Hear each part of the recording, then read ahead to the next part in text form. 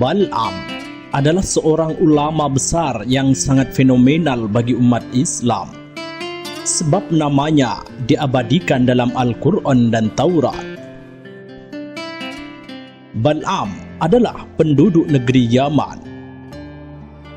Bal'am bin Ba'urah, keturunan Nabi Lut bin Haran bin Azar. Bal'am merupakan ulama dari kalangan Bani Israel yang hidup pada zaman Nabi Musa alaihi salam. Sebagian ulama menyatakan bahwa Bal'am bin Ba'urah adalah seorang nabi, namun pendapat ini dibantah oleh Ibnu Katsir. Allah berfirman dalam Al-Quran surat Al-A'raf ayat 175, "Watlu alaihim naba'alladzi atainahu ayatina fansalakha minha fa'atba'ahu syaitanu fakana minal ghawin." Dan bacakanlah kepada mereka berita orang yang telah kami berikan kepadanya ayat-ayat kami, kemudian dia melepaskan diri daripada ayat-ayat itu, lalu dia diikuti oleh syaitan sampai dia tergoda, maka jadilah dia termasuk orang-orang yang sesat. Dalam Al-Quran surat Al-A'raf ayat 176, Allah juga berfirman, "Walau syi'na la rafa'nahu biha walakinnahu akhlada minal ardi wa atba'a hawa famathaluhu kamathalil kalbi in tahmil alaihi yalhath aw tatrukhu yalhath dzalika mathalul qaumil ladzina kadzdzabu biayatina faqsusil qasas la'allahum yatafakkarun." Dan kalau kami menghendaki, sesungguhnya kami tinggikan dengan ayat-ayat itu, tetapi dia cenderung kepada dunia dan menurutkan hawa nafsunya yang rendah. Maka perumpamaannya seperti anjing, jika kamu menghalaunya, diulurkannya lidahnya, dan jika kamu membiarkannya, dia mengulurkan lidahnya. Demikian itulah perumpamaan orang-orang yang mendustakan ayat-ayat kami. Maka ceritakanlah kisah-kisah itu agar mereka berfikir. Dalam tafsir Ibnu Katsir disebutkan bahwa Ibnu Abbas dan ulama lainnya menyatakan bahwa Bal'am bin Ba'urah telah mengetahui nama-nama Allah yang Maha Agung dan ia dapat melihat malaikat, sehingga ketika Bal'am bin Ba'urah berdoa dengan nama-nama Allah yang Maha Agung itu, maka Allah akan mengabulkan segala yang ia minta.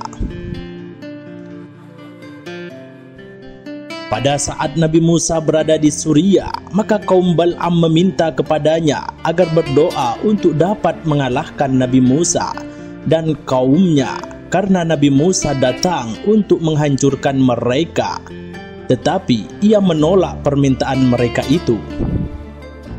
Mereka terus mendesaknya hingga akhirnya Bal'am menaiki kuda dan berangkat menemui Nabi Musa.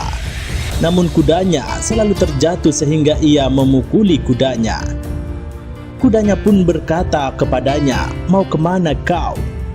Tidakkah engkau melihat di hadapanmu ada malaikat yang mendorongku sehingga terjatuh? Apakah engkau hendak menuju Nabi Musa untuk mendoakan keburukan bagi mereka?"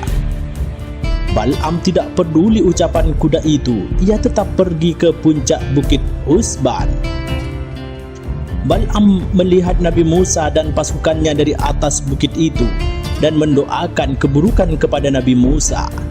Namun Allah membuat lidah Bal'am menjadi keluh dan kaku, sehingga lidahnya malah mendoakan kebaikan pada Nabi Musa dan mendoakan keburukan kepada kaumnya Bal'am sendiri. Sebab itulah kaumnya mencaci maki Bal'am. Akhirnya Bal'am meminta maaf kepada kaumnya dan menyatakan itu di luar kendalinya. Bal'am berkata, "Sekarang lenyaplah bagiku kebaikan dunia dan akhirat. Tidak ada yang tersisa kecuali tindakan makar dan tipu daya."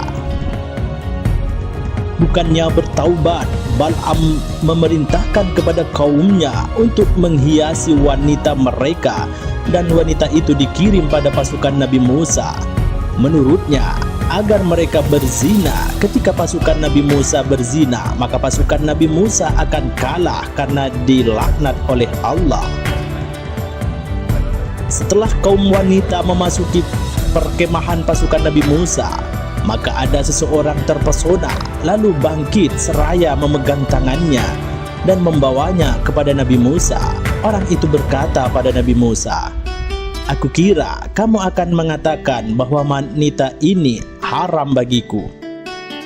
Nabi Musa berkata, "Benar, wanita ini diharamkan bagimu."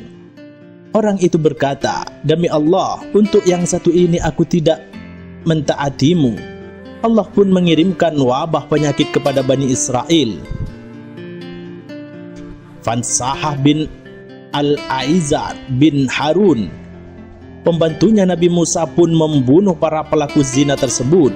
Kemudian Fanhasa berdoa, "Ya Allah, demikianlah yang kami lakukan terhadap orang yang mendurhakaimu." Penyakit wabah pun hilang dari mereka. Penyakit wabah itu jelas merupakan azab dari Allah Subhanahu wa Ta'ala karena kemaksiatan yang dilakukan manusia. Allah kemudian mengubah Bal'am bin Ba'urah yang sebelumnya manusia mulia yang hampir mencapai derajat kenabian, namun pada akhirnya ia berubah wujud menjadi seekor anjing dan ia mati sebagai anjing dengan lidah yang menjulur.